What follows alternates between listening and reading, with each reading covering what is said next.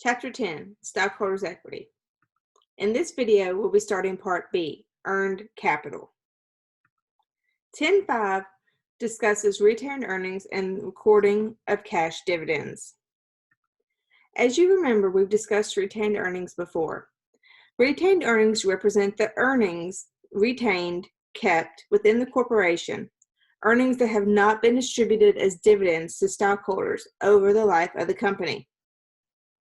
In other words, the balance of retained earnings equals all net income less all dividends since the company began operations. The normal balance side of retained earnings is a credit. So let's look at retained earnings over a 4-year period. In year 1, the first year of operations, the company reports a net loss of $1,000. It's very common for companies not to be profitable in their first year of business. So with that net loss, they're obviously not going to be paying any dividends out. So our balance in retained earnings is a negative $1,000. If we were to show this negative, we would show it as a debit balance. And we'll discuss that more in a moment. So at the end of year 1, our balance in retained earnings is negative $1,000. In year 2, the company turns a profit and makes $3,000. They still are not going to pay any dividends out. So when we take our previous negative $1,000 balance and add the current year net income of $3,000, our balance in retained earnings becomes $2,000. In year 3, they turn even bigger of a profit with $4,000. This year, they decide they're going to pay $1,000 in dividends. Our previous balance in retained earnings of $2,000 plus the current year net income of $4,000 equals $6,000. However, they paid $1,000 in dividends. So dividends reduces retained earnings. So $2,000 plus $4,000 minus $1,000. Our balance in retained earnings at the end of year 3 is $5,000. In year 4, they make an even larger profit of $10,000 and pay an even larger dividend of $3,000.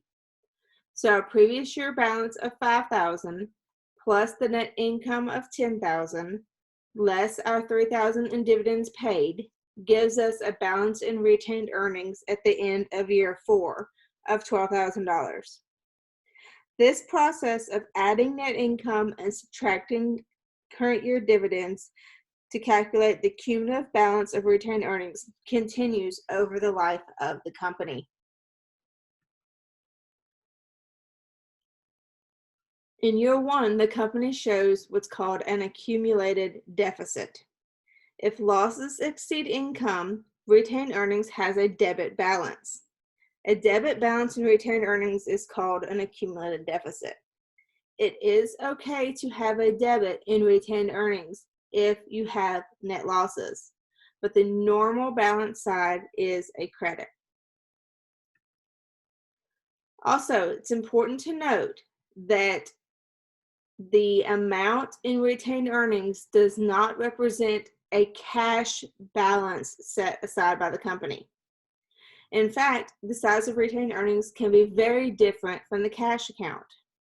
Facebook is a great example. Facebook reported $21.7 billion in retained earnings, but only $8.9 billion in cash. The reason for the difference is that in the next year, that cash is used up paying expenses, whereas the retained earnings is just a number to show the earnings that have been accumulated since the company began. So dividends. Dividends, as we know, are distributions by a corporation to its stockholders. Investors pay careful attention to cash dividends.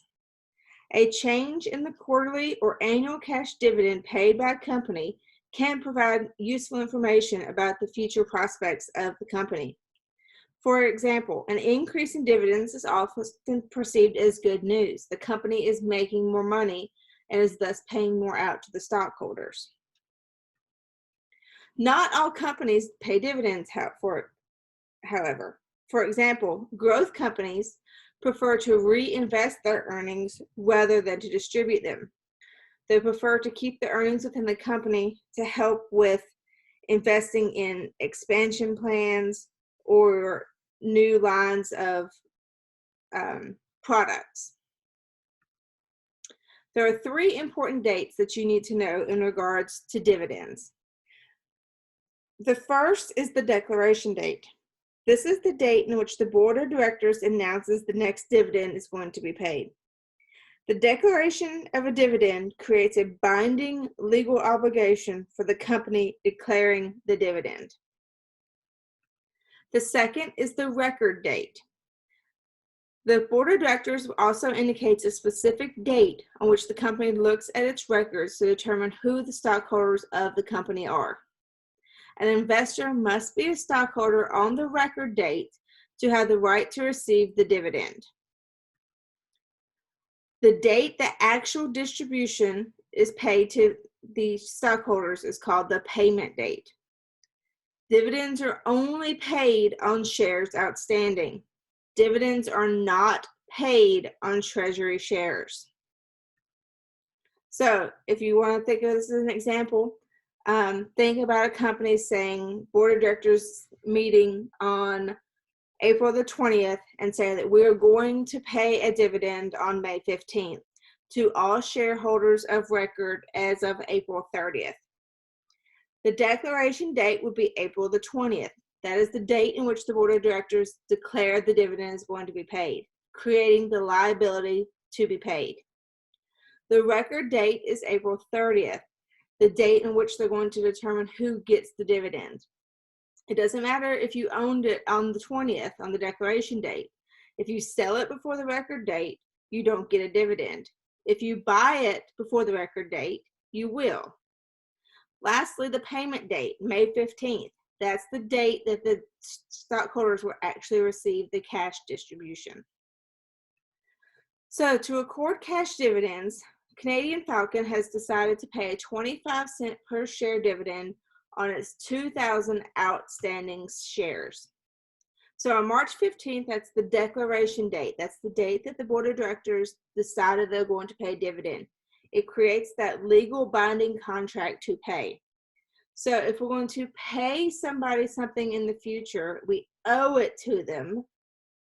We have to debit dividends for $500 and credit dividends payable. We're going to go ahead and record the dividend on the 15th as if it was paid and record the payable because we're creating that legal obligation to pay it. Then they're saying that the record date is March the 31st. There is no entry for March 31st because there is nothing happening. They're just looking at their books, seeing who they're going to pay, but they haven't actually paid it yet. Then on April the 15th, the dividend is paid. So we're paying off our liability. We need to debit the dividends payable that we created on March the 15th and credit cash because the cash is actually going out of the company to the stockholders. Because cash is the asset most easily distributed to stockholders, most corporate dividends are cash dividends. Although any asset distributed to stockholders can be a dividend. When a non-cash asset is distributed to stockholders, it's referred to as a property dividend. We won't go into discussing how to record property dividends. That's a topic for intermediate accounting. But just know that it can be something besides cash. But in this example, it's telling you it's 25 cents per share. So that is a cash dividend.